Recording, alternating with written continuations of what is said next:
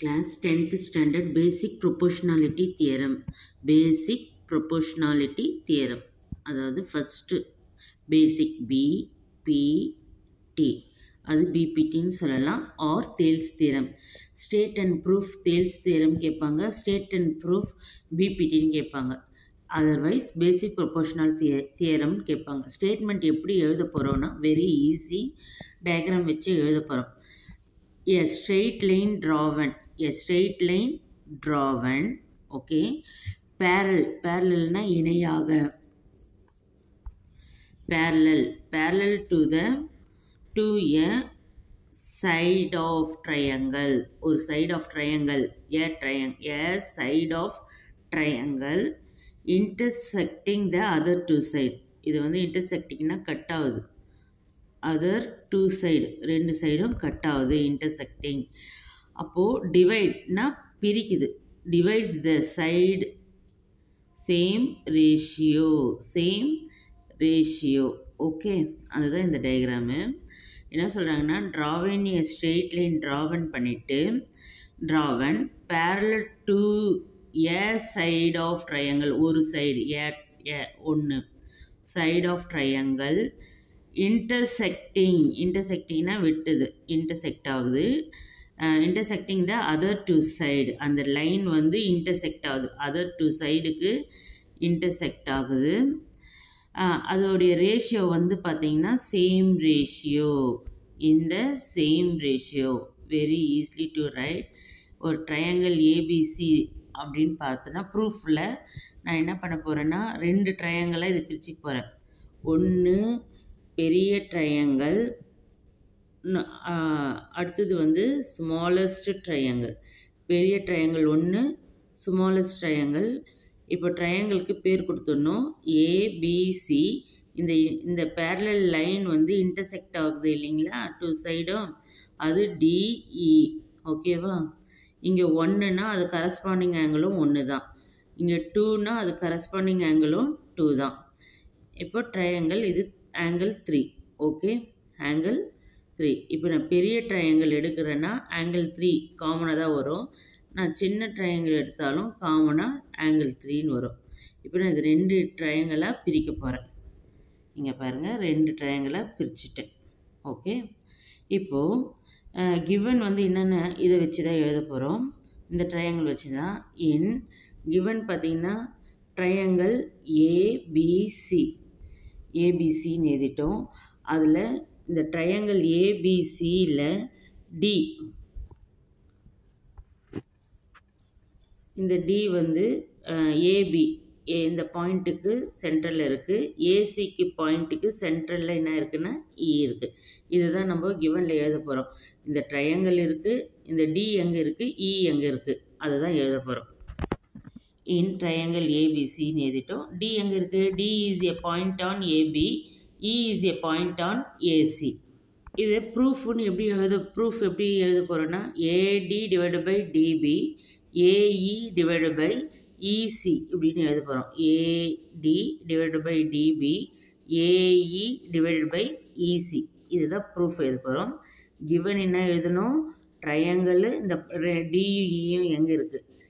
இப்போது ப்ரூஃப்னு பார்த்தீங்கன்னா AD divide by DB, AE divide by BC, EC. இங்கே பார்த்தீங்கன்னா டு ப்ரூஃப் அதே தான், AD divide by DB equal to AE divide by இசின்னு எழுதிட்டோம். இப்போது கன்ஸ்ட்ரக்ஷன் பார்த்தீங்கன்னா ட்ரா எ லைன். இப்போது இந்த டிஇ இங்கே இருக்கிற டிஇக்கும் கீழே இருக்கிற பிசியும் பேரலில் தானே இருக்குது பாருங்கள். இந்த டிஇயும் பிசியும் பேரலாக இருக்குது. அப்போ கிவன் வந்து ஏபிசி எழுதிட்டு D is a point on AB, E is a point on ஏசின்னு எழுதிட்டு அடுத்தது ரேஷியோ எழுதணும். ஏடி டிவைட் பை, அது proof, AD divide by DB, AE divide by இசின்னு ப்ரூஃப் எழுதிட்டு கன்ஸ்ட்ரக்ஷன் பார்த்தீங்கன்னா டிஇயும் பிசியும் பேரலல் எழுத போகிறோம். இதில் எதுவும் உங்களுக்கு டவுட் இருக்காது. இப்போ ஏன் இந்த ரெண்டு ட்ரையாங்கிள் நம்ம பிரித்தோம், பெரிய ட்ரையாங்கிள் ஒன்று, ஸ்மாலஸ்ட் ட்ரையாங்கிள் ஒன்று பிரித்தோன்னா இது ஃபுல்லாக வந்து ஸ்டேட்மெண்ட்டும் ரீசனுக்கும் ரொம்ப ஈஸியாக இருக்கும், கம்ஃபர்டபுளாக இருக்கும். எழுதுறதுக்கு. இப்போ பார்த்தீங்கன்னா ஸ்டேட்மெண்ட்டில் பார்த்தீங்கன்னா ஃபஸ்ட்டு நம்ம என்ன எழுதணும்னா ஆங்கிள் ஏபிசின்னு எழுதுவோம். இந்த சைடு பார்த்தோன்னா ஆங்கிள் ஏடிஇ, ஏபிசி ஏடிஇ. ஏன்னா ஃபஸ்ட்டு ஆங்கிள் 1 எடுக்கிறோம். அப்போது 1 எங்கே இருக்குது? பி இருக்குது. பி தான் சென்ட்ரல் வரணும். அப்போது ஏபிசி. இங்கே ஆங்கிள் 1 என்ன இருக்குது? டியில் இருக்குது. அதனால் டி சென்ட்ரல் வரணும்னா ஏடிஇ. ஓகேவா? அதுதான் angle ABC equal to angle ADE equal angle 1. Corresponding angles are equal because டிஇயும் பிசியும் பேரலல். அதே தான் எடுத்து இங்கே எழுத போகிறோம். Corresponding angles are equal because DE parallel BC. எதுக்குன்னா ஆங்கிள் 2. இங்கே பாருங்கள் ஆங்கிள் 2 வந்து சி பக்கம் இருக்குது. சி சென்ட்ரல் வரப்போல் எழுதணும். Angle ACB angle AED. ஏன்னா 2 இதுவும் corresponding angles are equal because DE parallel BC. பார்த்தீங்களா? இப்போ ஆங்கிள் 2 எப்படி எழுதணும்னு தெரிஞ்சிச்சு. இப்போ ஆங்கிள் 3ன்னு பார்த்தீங்கன்னா இப்போது ஆங்கிள் 3 என்னன்னு பார்த்தீங்கன்னா போத் ட்ரையாங்கிள் ஹாவ் காமன் ஆங்கிளாம். என்ன ஆங்கிள்? Common angle. இப்போ பாருங்கள் பெரிய ட்ரையாங்கிள் எடுத்தாலும் ஆங்கிள் 3 வந்து காமன் தான். ஸ்மாலஸ்ட் ட்ரையாங்கிள் எடுத்தாலும் ஆங்கிள் 3 காமன். ஆங்கிள் 3 காமனாக இருக்குங்களா? அதுதான் நம்ம இப்போ எழுத போகிறோம். இப்போ ஏ வந்து சென்ட்ரலில் இருக்கணும். ஏன்னா ஆங்கிள் 3 எழுதுறதுனால ஏ சென்ட்ரலில் இருக்கணும். அப்போ பிஏசின்னு எழுதலாம், டிஏஇன்னு எழுதலாம். ஓகேவா? BAC angle equal angle DAE equal angle 3. Both triangle have common angle. Okay. இப்போது இந்த ரெண்டு ட்ரையாங்கிளும் பார்க்க எப்படி இருக்குன்னா சிமிலராக இருக்குது. எப்படி இருக்குது? சிமிலர், ஒரே மாதிரி தான் இருக்குது. ஓகேவா? இது பிக்கஸ்ட்டாக இருக்குது, ஸ்மாலஸ்ட்டாக இருக்குது. ஆனால் பார்க்குறதுக்கு எப்படி இருக்குது? ஒரே மாதிரி இருக்குது. அதனால் ட்ரையாங்கிள் ஏபிசியும் சிமிலர் டு ட்ரையாங்கிள் ஏடிஇ. இது 3 ஆங்கிள் இருக்கிறதுனால பை ஆங்கிள் 3 ஆங்கிள் இருக்கிறதுனால ட்ரிபிள் ஏ சிமிலாரிட்டி. இது பேர் என்னது? Triple A similarity.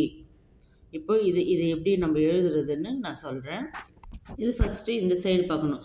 AB divided by AD, AC divided by AE. ஃபஸ்ட்டு இந்த சைடும் எழுதணும். அதுக்கடுத்து இந்த சைடும் எழுதணும்.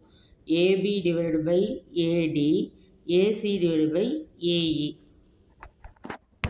ஓகேவா? எழுதிட்டு அது கரஸ்பாண்டிங் சைட்ஸ் ஆர் ப்ரொபோர்ஷனல். அது வந்து ரெண்டு ட்ரையாங்கிளுக்கும் ஒரே மாதிரி இருக்கிறதுனால கரஸ்பாண்டிங் சைட்ஸ் ஆர் ப்ரொபோர்ஷனல்.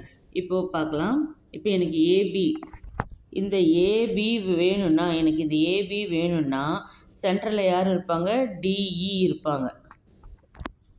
எனக்கு இந்த ஏபி வேணும்னா சென்ட்ரலில் யார் இருக்குது? டிஇ இருக்கிறாங்க இல்லையா? இந்த ஏடியும் டிபியும் ஆட் பண்ணால் தான் எனக்கு ஏபி கிடைக்கும். இப்போது இங்கே பாருங்கள், இங்கே ஒரு 3 சென்டிமீட்டர், இங்கே ஒரு 2 சென்டிமீட்டர்னு வச்சுக்கோங்க. 3யும் 2வும் ஆட் பண்ணால் தான் எனக்கு ஃபுல்லோடைய லென்த்து என்னென்னு கிடைக்கும்னா 5ன்னு கிடைக்கும். கரெக்டுங்களா? அப்போது ஏடியும் டிபியும் ஆட் பண்ணோம், ஏஇயும் இசியும் ஆட் பண்ணால் தான் ஏசி கிடைக்கும். ஏடியும் டிபி ஆட் பண்ணால் தான் ஏபி கிடைக்கும். அதனால் இந்த ஏபியை சென்ட்ரலில் யார் இருக்கிறதுனா ஏபிக்கு சென்ட்ரலில் யார் இருக்கிறாங்க? டி இருக்கிறாங்க. அப்போது இதுவும் நான் ஆட் பண்ண போகிறேன். ஏடியும் டிபியும் ஆட் பண்ண போகிறேன். இந்த ஏடி அப்படியே தான் இருக்கும். ஈக்குவல் ஏசிக்கு யார் இருக்கிறாங்கன்னா ஏக்கும் சிக்கும் சென்ட்ரலில் இ இருக்காங்களா? அப்போது இதுவும் ஆட் பண்ண போகிறேன்.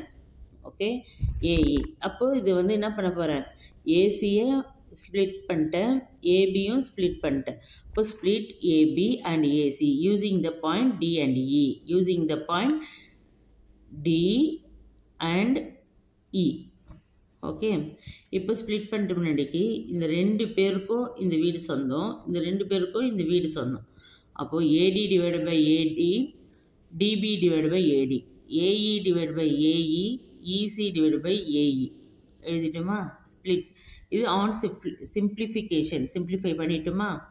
இப்போது ஏடி கேன்சல் 1, ஏஇ கேன்சல் 1, அப்போ ரிமைனிங் இதுதான் இருக்கும் 1 + AD DB divided by AD equal 1 + EC divided by AE. இப்போ இந்த 1 கேன்சல் பண்ணிடலாம், ஏன்னா +1 இப்படிங்க வந்தால் -1, அப்போ கேன்சல் தான் ஆகும். அப்போ கேன்சலிங் 1 ஆன் போத் சைடு. இப்போ ரிமைனிங் இதுதான் இருக்குது. ஆனால் இதை பார்த்தா நம்மளுக்கு வந்து ப்ரூஃப் பண்ணணும்னு நம்ம சொல்லியிருக்கோம். இங்கே பாருங்கள், இந்த ப்ரூஃபில் ஃபஸ்ட்டு ஏடி தாங்குது, டிபி இருக்குது. ஆனால் இங்கே என்ன இருக்குது, டிபி இருக்குது, அப்புறம் ஏடி இருக்குது. அப்போது தலைகீழாக இருக்குது, ரெசிப்ரோக்கலாக இருக்குது. அப்போ டேக்கிங் ரெசிப்ரோக்கல், அதை அப்படியே சேஞ்ச் பண்ணலாம். ஏடி மேலே வரணும், டிபி கீழே வரணும், ஏஇ மேலே வரணும், இசி கீழே வரணும். அப்படியே டேக்கிங் ரெசிப்ரோக்கல் பண்ணிட்டு ஹென்ஸ் ப்ரூவ்ட்.